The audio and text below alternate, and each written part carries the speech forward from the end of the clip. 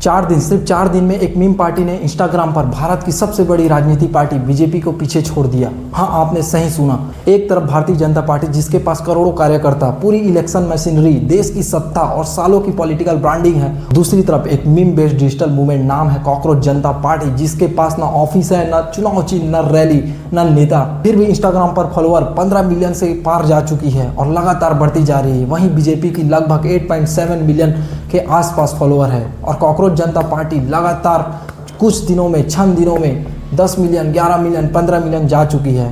अब सबसे शॉकिंग बात, ये सिर्फ कुछ दिनों में हुआ है। अब सवाल ये नहीं है कि कौन ज़्यादा फॉलोअर वाला है, सवाल ये है कि आखिर ऐसा क्या हुआ कि भारत का जनजी यूथ एक कॉकरोच नाम वाली पार्टी के पीछे खड़ा हो गया। आज पूरी कहानी समझिए। दरअसल 15 मई 2026 को एक कंट्रोवर्सी हुई। Chief justice of India Suryakant की एक टिप्पणी वायरल हुई जिसमें कॉकरोच और पैरासाइट जैसे शब्द चर्चा में आए। बाद में क्लेरिफिकेशन भी आई कि बात फेक डिग्री वालों के लिए थी, मेहनती युवाओं के लिए नहीं। लेकिन इंटरनेट क्लेरिफिकेशन नहीं सुनता, इंटरनेट सिर्फ इमोशन पकड़ता है। और उस वक्त इंडिया का यूथ ऑलरेडी फ्रस्ट्रेटेड था। और क्यों? Paper leak, recruitment scam, NEET scam, exam cancel, late result, age limit cross होने का डर, मतलब पूरा जेनजी ऑलरेडी प्रेशर कुकर बना हुआ था। और फिर अगले ही दिन 30 साल के अभिजीत दीपके नाम के एक लड़के ने कॉकरोच जनता पार्टी की शुरुआत की। अभिजीत पहले आम आदमी पार्टी की सोशल मीडिया टीम में काम कर चुके थे। 2020 से 2023 तक पॉलिटिकल मीम्स कैंपेन हैंडल किए, फिर बॉस्टन यूनिवर्सिटी चले गए पब्लिक रिलेशन पढ़ने। लेकिन यहाँ सबसे इंपॉर्टेंट चीज़ ये नहीं कि फाउंडर कौन है, असल चीज़ ये है कि उसने यूथ का मूड समझ लिया। क्योंकि आज का जनजी स्पीच नहीं देखता, वो रील देखता है, वो मैनिफेस्टो नहीं पढ़ता, वो मीम शेयर करता है। और कॉकरोच जनता पार्टी ने यही गेम पकड़ लिया। उन्होंने कहा अगर सिस्टम हमें कॉकरोच समझता है तो ठीक है, अब वही कॉकरोच सवाल पूछेगा। यहीं से पूरे इंटरनेट एक्सप्लोर हो गया। Instagram reels, meme pages, Twitter trends, YouTube shorts, हर जगह सिर्फ एक ही नाम, सीजेपी यानी कि कॉकरोच जनता party. Reuters, AP, economic times, Hindustan times, NDTV, लगभग हर बड़े मीडिया आउटलेट ने इस पर आर्टिकल पब्लिश किया। कुछ आर्टिकल ने इसे जनजी पॉलिटिकल फ्रस्ट्रेशन कहा, तो कुछ ने इसे डिजिटल प्रोटेस्ट मूवमेंट भी कहा, और कुछ लोगों ने इसे इंडिया का पहला मीम ड्रिवन पॉलिटिकल ऑपरेशन बोल रहे हैं। अब कंपैरिजन समझो। बीजेपी ट्रेडिशनल पॉलिटिक्स करती है, ground release, election campaign, booth management, nationalism, development narratives. लेकिन सीजेपी ये इंटरनेट पॉलिटिक्स खेल रही है।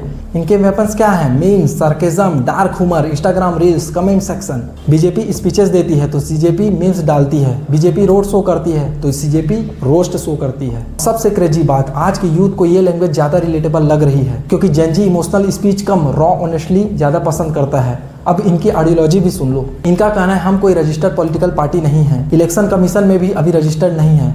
ये खुद को सैटारिकल डिजिटल मूवमेंट बोलते हैं, मतलब चुनाव लड़ने नहीं, सिस्टम को इंटरनेट पर एक्सपोज और रोस्ट करने आए हैं। अब इनके मैनिफेस्टो की बात सुनो और ऑनेस्टली बोलो, क्या ये सवाल गलत है? ये पूछते हैं पेपर लीक पर एक्शन क्यों नहीं हुआ, रिटायरमेंट के बाद नेताओं को मलाईदार पोस्ट क्यों, वोट किसी और को और बाद में नेता पार्टी स्विच क्यों करेगा, टीवी डिबेट्स में बेरोजगारी की जगह सिर्फ शॉटिंग मैच क्यों।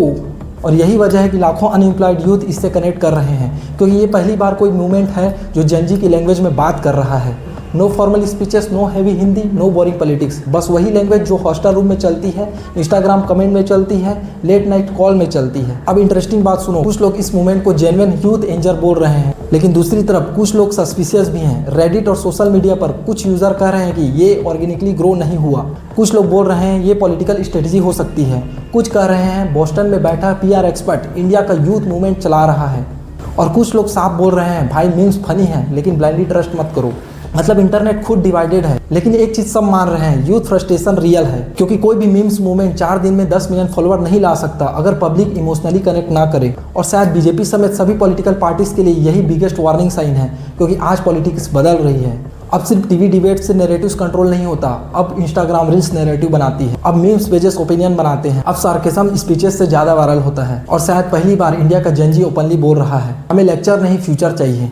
अब बड़ा सवाल, क्या कॉकरोच जनता पार्टी सिर्फ टेम्पररी इंटरनेट ट्रेंड है या फ्यूचर में यही इंडिया की नई डिजिटल अपोजिशन पॉलिटिक्स बनने वाली है? क्योंकि हिस्ट्री गवाह है जब यूथ फ्रस्ट्रेशन मीम्स बनकर बाहर आने लगे तो समझ जाओ मामला सिर्फ मजाक का नहीं रहा।